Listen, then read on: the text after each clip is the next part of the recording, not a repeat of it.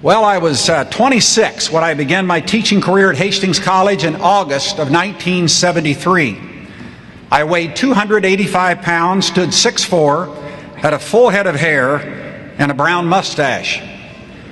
Donna was 25, our oldest son, Phil III, was 2, and Pete and Paul hadn't been born. Well, here we are, 38 years later. I'm 64, Phil III's 40, Pete's 37, Paul's 31, and Donna isn't 25 anymore. I now weigh 195 pounds and barely 6'3", have shaved off a gray mustache, and you can see my thinning hair. Every time I look in a mirror, I say to myself, Phil, you need a lot more life insurance. Well, I'm not sure if I've attended all of the commencement addresses since coming to HC, but I've been at most of them. And over the past 38 years, we've had some wonderful commencement speakers, including several of our alumni. To be frank, about the only thing I can remember about those speeches is the great sense of relief when they're over and everyone, especially you graduates, can celebrate the day. With that, I'll attempt to be brief. A few weeks ago, I was in Florida calling on alumni and other friends of the college. In other words, graduates, I was raising money to help fund your scholarships. Well, I met with Bob Gray. Yes, this is the Robert Keith Gray whose name appears on the Gray Communication Arts Center and who arranged to have Ronald Reagan dedicate that marvelous building in 1988. When I told Bob that I planned to retire this June, he asked if I was going to write a book about my years at HC. He even emailed me a title, Dr. D's Diary, Days in the Life of a College President. I emailed him back stating this could be the shortest book ever written. Well, instead of writing a book, I'd like to share just with you graduates just a few observations and advice from my experiences as an advisor, advocate, mentor, teacher, football coach, and college president. Now, please remember I'm an economist by training. Therefore, there are references to economists and the use of economics jargon in this address. I just can't help myself.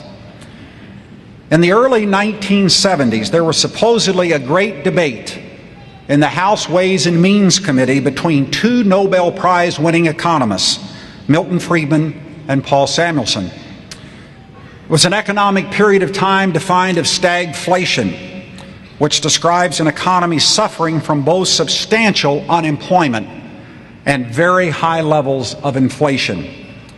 Traditional economics postulates a trade-off between the two. Professor Friedman was arguing that stagflation was nothing new in our economy.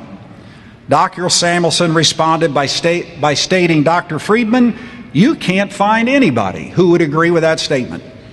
To which Friedman responded, Dr. Samuelson, one man with the truth is a majority. To which Samuelson retorted, Dr. Friedman, that may be true, but one man with a lie is a crank. Graduates, you can decide if my comments to you are coming from the majority or just a crank.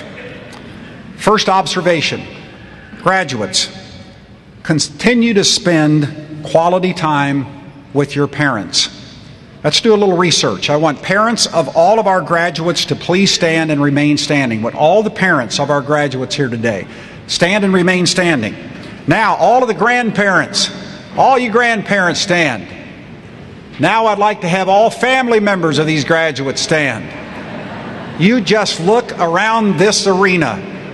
You don't think family and parents are important? Thank you. You may sit down. Thank you. Now, graduates, most of you are the millennials. That means you've been born since 1982. And your parents, for the most part, are the Generation Xers, born between 1961 and 1981. Graduates, there's a very high probability that your value systems and your behavioral styles have been heavily influenced by your Generation Xer parents. I suggest you get online and read about them. According to Neil Howell and William Strauss, who wrote Millennials Go to College, you millennials agree with your parents about 80% of the time. On the other hand, we baby boomers agreed with our parents less than 20% of the time. Well, I'm an only child, and my late mother, Margaret, was an English and theater professor for more than 30 years at Kansas Wesleyan University. I'd just like to share a few stories to demonstrate her influence on me. She insisted I take piano lessons from age 6 to about 10. This was a disaster, absolute disaster. Finally, at age 10, I went to take my piano lesson with Mildred Yoder. I paid her $5. That's what they got for a piano lesson back in about 1954, 55, something like that. Halfway through my lesson, she said, "Philip, you may quit now." She went over to her desk and she jotted out a note, put it back in the envelope with the $5, handed it, and said, "Take this to your mother, Margaret." On the way home, I couldn't resist. I opened up the letter, read as follows: "Dear Margaret, Philip is beyond all hope. I've enclosed your $5 with deep regret, Mildred." I was so excited. The piano lesson's finally over. I go home and give the letter to my mother, act like I hadn't read it. "Mom, what does Mrs. Yoder say?" My mother reads it, looks at me and smiles and goes, "You're going to get a new piano teacher." She gave up on the piano lessons and decided I should take tap dancing lessons. With another only child, a good friend of mine, David Sibbets, my mother convinced his mother that we ought to do this. So for 1 year, we took tap dancing lessons. This all culminated with a tap dance recital that we gave in the Cheney High Auditorium. It was a tap dance routine to Old New York. In Old New York, in Old New York, the gang all played. And we did it in penguin outfits because my mother thought it would be a nice touch. You couldn't see out of those things. Sibbets and I hit each other, fell down, and it was kind of like a fat suit. We couldn't get up. Kept rolling around. My father cried that day. He laughed so hard. Then Margaret, she should attend the Methodist Church mother-daughter banquet. There was a problem here. She didn't have a daughter. Oh yeah, she volunteered me for the entertainment. I gave the Gettysburg Address by memory to a bunch of 11-year-old girls who were sticking their tongues out at me and everything else. Still have psychological scars from that. You're beginning to think your mom's a pretty low maintenance, aren't you? And it didn't end. As a sophomore at the Southwestern College in Winfield, was playing football, had a couple of knee operations. It was homecoming. I was injured. It wasn't bad, but I was milking the crowd for all it was worth. And the announcer says number 84, Dudley, injured on the play. And my mother and my father are both up in the stands, and she had this beehive hairdo with all of this, she put all of this spray on it. It's just a big, thick hairdo. She's sitting in front of my father. My father always smokes cigars. You can guess where this is going. Announce that I'm injured. I see her stand up and go, Philip, are you all right?" Father's cigar sets her hair on fire. Hair smoking. Two of my teammates has helped me off the field. I look up and here's my mother coming down the steps going, "Philip, is my son okay?" With my father in hot pursuit, trying to put out her hair with the program. Runs by the coach out onto the field. I transferred that day. What can I say? President Trotter, I've never met your parents, but you'll get a chuckle out of this one. You have an upcoming inauguration. During my inauguration, my mother told me she never worked for a college president she liked. She hoped I'd be the exception. Following the inauguration, absolutely true story, Dr. Kuzer will verify this, that my mother went up to the band and the choir and said, my name is Margaret, I'm Philip's mother. If he ever gives you a rough time, he's mean to you, doesn't treat you right, you just come tell me, and I'll have a conversation with that boy. Then she proceeded to give them all her phone number. At the end of the day, at inauguration, my dad and I were together. We used to have long conversations about a lot of things. And he looked at me and he said, you know, this is a great little liberal arts college. Don't screw it up. It's my father's advice. I see you people like deprecating humor, self-deprecating humor anyway. Well, my love for teaching and serving students comes from the influence of my mother, and I think my work ethic certainly comes from my father. Both my parents passed away around 6 years ago, and I miss the stories and great conversations I had with them. So graduates, I know your parents look young now, but you, during the next several years, you spend quality time with them. And parents, you better spend quality time with your children, because they're probably going to select your nursing home. Second observation, graduates, when you begin your vocations, I ask you to explore the meaning of work and being human. 2003, Hastings College received a marvelous $2 million Lilly grant from Lilly Endowment, and it was a study of theological exploration of vocation. The college received another $500,000 Lilly grant in 2008. In addition to funding wonderful scholarships for remarkable students, Imagine grants, and creating 2 faculty positions, 4 sets of essays were published as a result of the grants. These 2 publications were titled The Meaning of Work and Being Human. I'd like to share just a few thoughts from those 2 publications, as well as share some passages from a student sermon recently given in chapel service by one of the members of this graduating class, Anna Mullen, a Lilly scholar. Anna, where are you? Stand up. Would you please just stand up? Everybody can see you now. Okay. Thank you, Anna, for giving me permission to use your sermon. The sermon was titled Doing Deeds. Anna, one reason I liked your sermon, it was approximately 6 minutes long. To all those ordained pastors, I got 3 behind me in the audience, I would remind you that shorter can be better regarding the length of sermons. Well, Anna states in her sermon, it's that time of the year again. We're approaching the end of April, and in a few short weeks, this campus will empty out and rest quietly for a few months for summer break. While some of us will return back to this place in August, others of us are about to be left pulling on the strings of memory, trying to figure out where the past 4 years have gone and discerning where the future will lead us. I don't know about the rest of you who find yourself in this similar position of being a senior, but I'm darn tired of the "what will you be doing after you graduate" question. We're all familiar with this type of question, right? It's the politically inquisitive, almost required question that we pass back and forth to each other at points of transition in our lives. What will you do this summer? What will you do for a living? What will you do now that you've retired? Anna, Donna, and I really can identify with that one.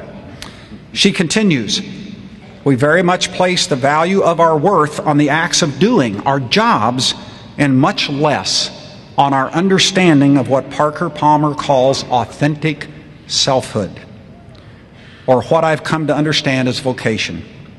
Anna asked this question, does our faith call us into a deeper commitment to our deeds? Her conclusion is, for Christians, deeds are ultimately the things we do with such regularity that we cannot comprehend daily living without them.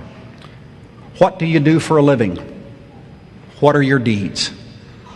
Is your authentic selfhood? It is your authentic selfhood, your vocation, your deeds that matter.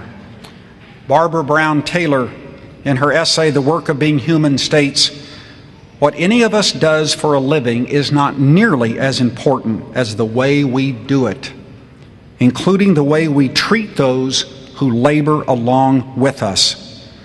The true meaning of work is not in the what, but it's in the who and the how.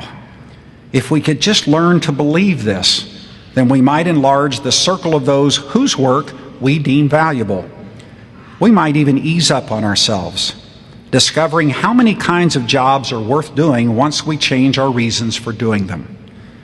While we may never have as many choices as we would like, the meaning of our work remains ours to decide. For this is the work of being human. Third, discover the meaning of grace. In the Hastings College 2010 strategic plan, This passage comes from our vision statement. Whatever professions our students choose, we will encourage them to consider the ethical and spiritual dimensions of their work and to live with meaning, purpose, and grace in our service to others. The past few months, I've been frequently asked, what accomplishments and experiences will you always remember during your 38 years at Hastings College? One, and I still have it, 7 years later, is a thank you note I received from Katie Anderson. Katie graduated in 2004. She was a marvelous student, Bronco Award winner, and she will be graduating this month with a Master in Divinity degree from McCormick Theological Seminary. She is one of the featured students on McCormick's website. A few days before that 2004 commencement, Katie came in the office to see me. She wanted to do an internship as a young adult advisor and volunteer with the National Network of Presbyterian Women in Miami. She had to raise $10,000.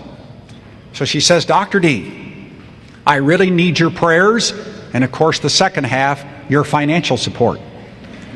So I love to take students out of their comfort zone. I said, Katie, have you ever had an economics class? She said, well, no, I haven't. I said, well, economics is full of trade-offs, choice making. I'll give you a choice. You can choose between one of two options. I'll give you $1,000, and I will pray for you once a month. I'll give you $500, and I'll pray for you every week. You decide which one you would like. If you want to go back to your apartment, think about it, come back, let me know. I thought I had her confused. Didn't even hesitate. She goes, Dr. D, I know what's best for me. Given the guy who's praying for me, I'm much better off with $1,000. Had to write her out a check for $1,000. None of you graduates come in the next few days, okay? Got burned on that one. You know, a few days after commencement, I received this thank you note from Katie, which I will always cherish. Part of it reads, Dr. D, when we rejoice, you rejoice. When we hurt, you hurt. You help me understand grace. Thank you for all you give and for how deeply you care. With God's wonderful and gracious peace, Katie Anderson. You know, I thought to myself, how in the world could this old economics professor ever help such a wickedly smart student understand grace? And then I remembered something. God gives grace to those who give grace to others. God gives grace to those who give grace to others. Members of this graduating class, as you discover your authentic selfhood, your calling, your vocation, your deeds, I challenge each of you to live your life with integrity, character, and above all else, with grace. You will receive God's grace by giving it to those you work with every day. Finally, respect the power of words. Actually, I do remember one commencement address that was given in 1980 at Hastings College by the late Dr. Ben Rogie. A 1940 alum of Hastings College, Dr. Rogie was a well-known political economist who spent his career as a professor of economics at Wabash College. The title of his commencement address to that graduating class at Hastings College was, "So you are a college graduate, what tricks can you do?" He states, and I quote, "Be careful about the words you use. You see, words are the raw material of knowledge and, in fact, most of life, and they deserve to be treated with respect. As educated people, we should use them carefully and precisely, and we should demand that those who communicate with us do the same. Words can be used to inform, deceive, inspire, confuse, or manipulate. So you must examine each important word used by another carefully, rejecting the false ones." Just like a young heroine in a cartoon that appeared several years ago in the New Yorker magazine. There's this picture of a little girl in a high chair who's being force-fed by her mother, but is obviously rejecting what's being offered her. Finally, in desperation, the mother says to her, "But dear, it's broccoli, and it's so good for you." At this point, that little 3-year-old sits up in that high chair, looks her mother in the eye, and replies, "Well, I say it's spinach, and I say to hell with it." Now, graduates, by now, I hope this distinguished faculty has taught you the difference between broccoli and spinach. However, far, far more important than that, I hope this college has given you the courage to challenge those people who confuse the two. Thank you.